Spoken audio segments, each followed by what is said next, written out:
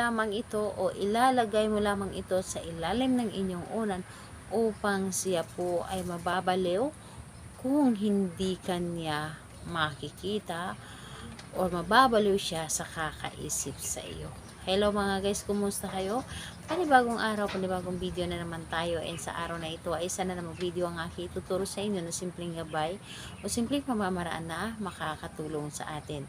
At bago ang lahat, gusto ko lang mag-disclaimer sa mga taong hindi naniniwala at hindi gusto mga kagaya nitong video.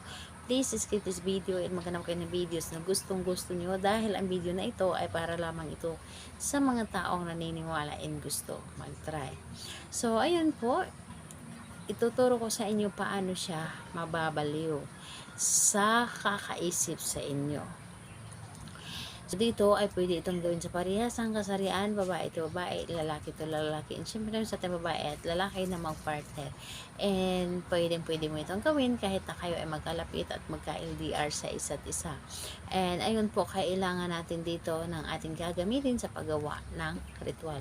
So ang dapat nating ihanda dito is larawan lamang ni target. So larawan lamang ni target ang dapat nating ihanda dito. And kapag handa na yung larawan ni target, kailangan mo lamang din dito ihanda ang inyong sarili.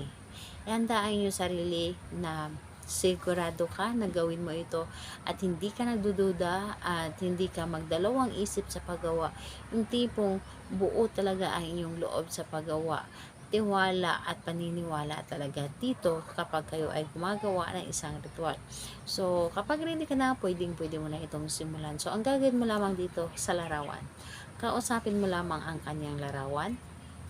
Kausapin mo lamang ito, sabihin mo lahat-lahat ang gusto ninyo, sabihin mo dito basta positive lamang, yung tipong nanggagaling sa inyong puso ang inyong sasabihin, yung tipong with feelings talaga, yung hindi lamang basta-basta na sinasabi lamang ngunit wala sa ating puso ang ating mga sinasabi. Kailangan nanggagaling sa ating mga puso.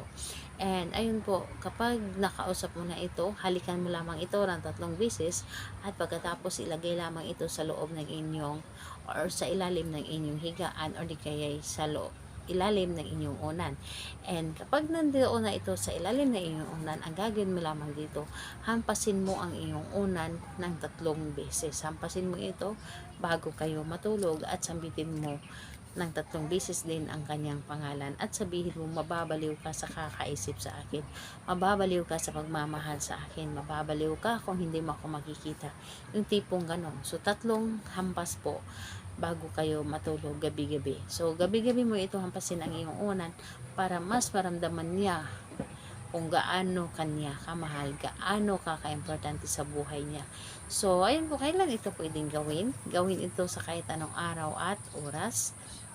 Basta ramdam mo sa iyong sarili na para hinihila ka na gawin mo ang isang ritual. So ayun po, salamat po sa inyo. Bye bye everyone. God bless us all.